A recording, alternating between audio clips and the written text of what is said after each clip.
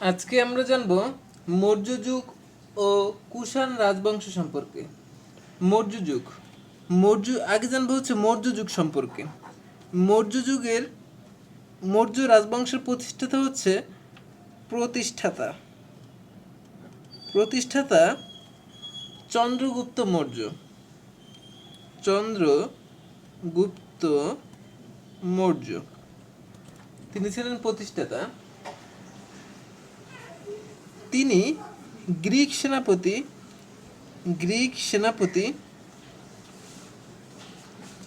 সেলুকাসকে পরাজিত করে মৌর্য সাম্রাজ্য প্রতিষ্ঠা করেন।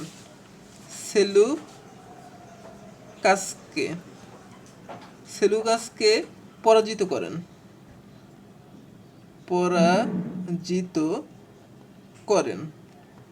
তাহলে চন্দ্রগুপ্ত মৌর্য গ্রিক সেনাপতি সেলুকাসকে পরাজিত করে এই মৌর্য সাম্রাজ্য প্রতিষ্ঠা করেন।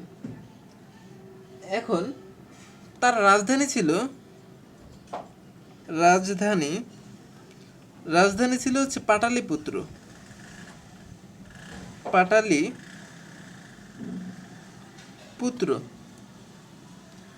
রাজধানী ছিল পাটলিপুত্র।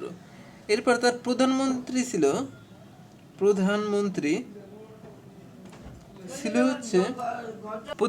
ছিল হচ্ছে চাণক্য। চাণক্যের ছদ্মনাম ছিল কৌটিল্য। তিনি তার এই ছদ্মনামে একটা বই লেখেন।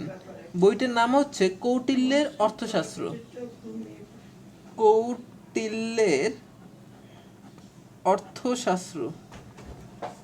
অর্থশাস্ত্র তিনি এই নামে একটা বই লেখেন, চাণক্য।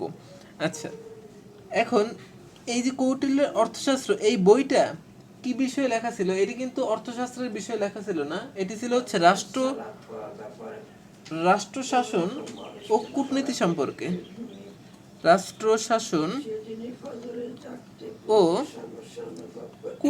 সম্পর্কে। এই বইটি ছিল।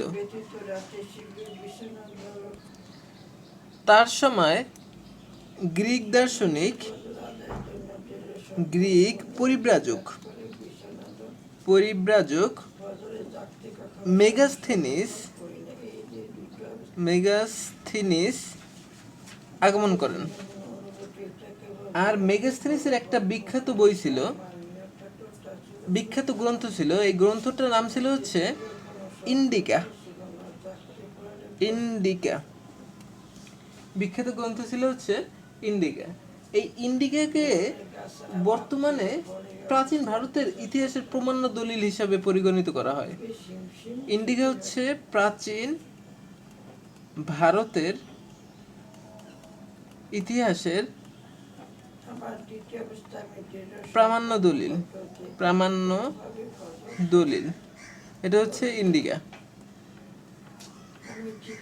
আচ্ছা, এরপর আমরা জানবো মৌর্য যুগের শ্রেষ্ঠ সম্রাট সম্পর্কে। মৌর্য যুগের শ্রেষ্ঠ সম্রাট ছিল হচ্ছে সম্রাট অশোক। তিনিও মৌর্য যুগের সম্রাট ছিল।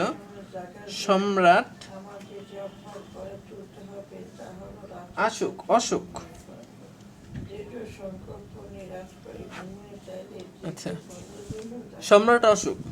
সম্রাট অশোককে বলা হয় প্রাচীন ভারতের শ্রেষ্ঠ সুলতান, প্রাচীন ভারতের শ্রেষ্ঠ সম্রাট। তাকে বলা হয় চণ্ডাশোক। তার এক নাম ছিল হচ্ছে চণ্ডাশোক। এই কথাটা বলার কারণ হচ্ছে তিনি যখন রাজ্য ক্ষমতা দখল করছে তখন তার 99 জন ভাই ছিল।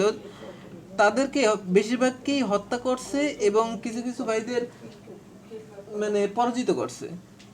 তাই এই জন্য 99 ভাইকে বেশিরভাগকে হত্যা করার জন্য তাকে বলা হয় চণ্ডাশোক। আচ্ছা, এরপর তিনি সিংহাসন আরোহণের পর একটা যুদ্ধ জয়লাভ করছে। সেটা হচ্ছে কলিঙ্গ যুদ্ধে জয়লাভ করছে। কলিঙ্গ যুদ্ধে জয়লাভ করেন। এই কলিঙ্গ যুদ্ধে প্রায় 1 লাখ মানুষ নিহত হয়। এই যুদ্ধটায় 1 লক্ষ মানুষ নিহত হয় কলিঙ্গ যুদ্ধে। এখন এই যে যুদ্ধের ভয়াবহতা দেখে তিনি অহিংস বৌদ্ধ ধর্ম গ্রহণ করেন। এই কলিঙ্গ যুদ্ধের ভয়াবহতা দেখে বৌদ্ধ ধর্ম গ্রহণ করেন। আচ্ছা, তার সময় বৌদ্ধ হচ্ছে রাজধর্ম হিসেবে স্বীকৃতি পায়, এই জন্য তাকে বলা হয় বৌদ্ধ ধর্মের কনস্ট্যান্ট। তাকে বলা হয় বৌদ্ধ ধর্মের কনস্টান্ট।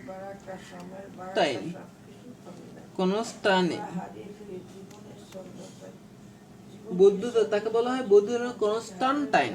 কনস্টানের পরে একটা ন আছে, টান, তারপর আবার টাইন,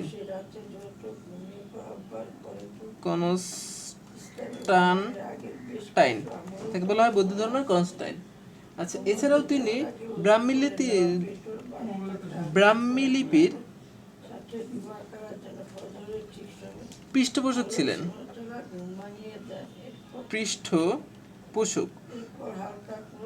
তার কারণে ব্রাহ্মী লিপি বিলুপ্তির হাত থেকে রক্ষা পায় সম্রাট অশোক। এরপর আমরা জানবো মৌর্য বংশের শেষ সম্রাট সম্পর্কে। মৌর্য বংশের শেষ সম্রাট সম্পর্কে জানবো। মৌর্য বংশের শেষ সম্রাট হচ্ছে বৃহদ্র। খালি তার নাম জানলেই হবে, শেষ সম্রাটের নাম হচ্ছে বৃহদ্র। আচ্ছা, মৌর্য বংশ এ পর্যন্তই। এরপর আমরা জানব কুষাণ রাজবংশ সম্পর্কে।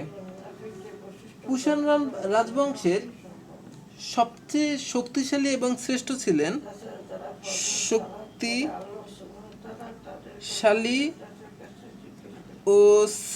সম্রাট, তার নাম ছিল হচ্ছে কনিষ্ক।